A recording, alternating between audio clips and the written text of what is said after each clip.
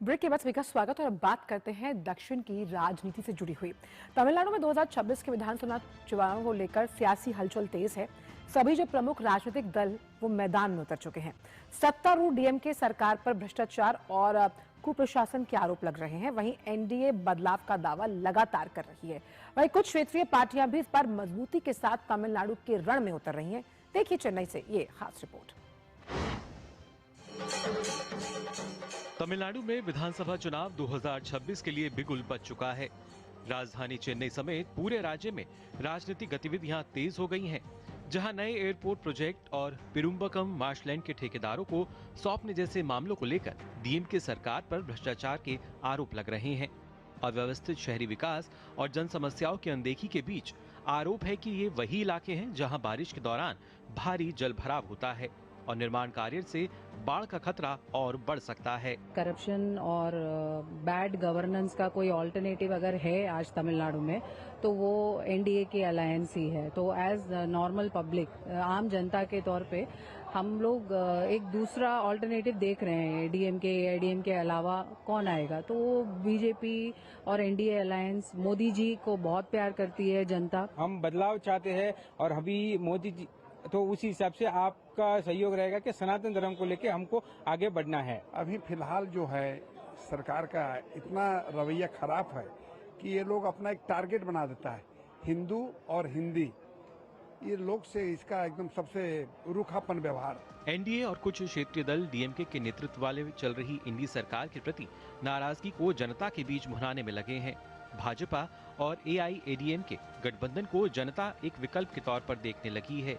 एआईएडीएमके नेता एडापाडी के पलानीस्वामी की साफ छवि भी चर्चा का विषय है। 2024 के लोकसभा चुनाव में प्रधानमंत्री नरेंद्र मोदी के नेतृत्व में बीजेपी का वोट शेयर बढ़कर 18% तक पहुंचा, जिसे पार्टी राज्य में अपने मजबूत होते आधार के रूप में देख रही है। चुनावी रणनीति को धार देने के लिए बीजेपी के तमिलनाडु प्रभारी पीयूष गोयल और सह प्रभारी अर्जुन राम मेघवाल चेन्नई का दौरा कर चुके हैं।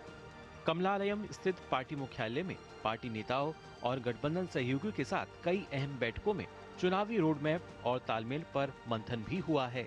The NDA family and under the leadership and guidance of Prime Minister Narendra Modi, we are very confident that NDA will have a sweeping victory in the 2026 elections. स्थानीय लोगों का कहना है कि परिवारवाद और तुष्टीकरण की राजनीति अब असर खो रही है और महिलाओं की सुरक्षा, शहरी बुनियादी ढांचे और भ्रष्टाचार जैसे मुद्दे चुनाव के केंद्र में आ चुके हैं। तो आखिरकार दक्षिण में चुनाव है और इसे लेकर किस तरह की तैयारी है वो आपको बताते हैं, क्योंकि एआईएडीएमके भी अब एक्टिव मोड में नजर आ रही है।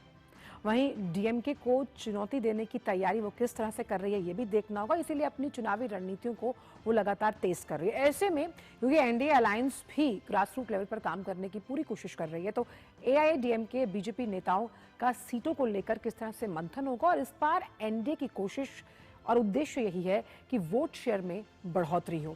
और ये बढ़ोतरी किस तरह से की जाएगी, कैसे जो तमाम एंटी इनकम्बेंसी का फैक्टर है वो प्रभावी होता हुआ नजर आएगा इस बार के विधानसभा चुनावों में। रितेश रंजन इस वक्त जुड़ गए हैं चेन्नई से। रितेश, अगर दक्षिण भारत की बात की जाए तो तमिलनाडु में विधानसभा चुनाव है 2026 में, ऐसे में एंटी इनकम्बेंसी कितनी हावी होती हुई आप नजर आते हैं और कैसे एनडीए अलायंस को एक विकल्प के तौर पर वहां की जनता देख रही है?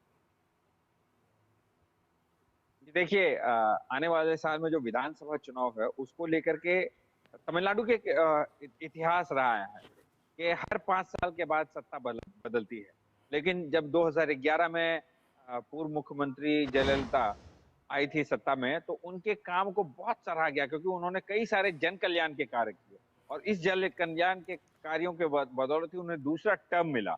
और जो दूसरा टर्म मिला उस दुर्भाग्यवश अम्मा कुल नहीं कर पाई, लेकिन इसका वो सत्ता जो है एडपाडी पलनीस्वामी के हाथों में लगी और उसके बाद उन्होंने जो शासन किया उसमें 2022 था उसमें कोई एंटी इनकम्बेंसी वाली बात नहीं थी और एंटी इनकम्बेंसी वाली जो 2021 में चुनाव हुआ था उसमें एंटी इनकम्बेंसी वाली कोई बात नहीं थी। इसीलिए एडपाडी पलनीस्वामी को भी उतनी ज्यादा सीटें जो है ना कम नहीं आई।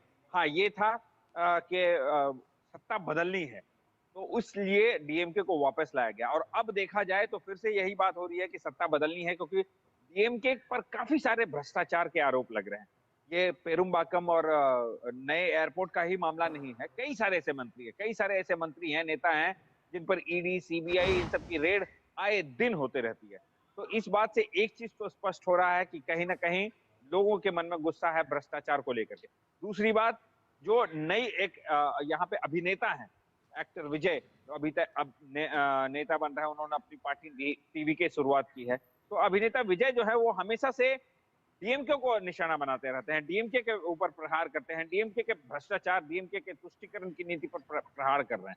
तो ऐसे में उसका जो नुकसान होता दिख रहा है वो डीएमके को दिख रहा है, और उसका फायदा दिख रहा है, जो दिख रहा है वो एनडीए गठबंधन को दिख रहा है। क्योंकि एक चीज स्पष्ट करना चाहूंगा कि अभिनेता को देखने के लिए भीड़ जुटे, लेकिन उसका मतलब ये नहीं होता है कि वही भीड़ वोट में तब्दील हो जाए। ये बहुत रेयर होता है, और यहाँ आने वाले दिनों में यही देखने को मिलेगा। और जिस प्रकार से अभिनेता विजय प्रहार कर रहे हैं डीएमके पे, उसका खामियाजा आपने बहुत अहम बात कही रितेश कि जो पोस्टर नेता होता है, क्या वो अपनी बातों को वोटों में तब्दील कर पाएगा या नहीं, ये बड़ा सवाल है।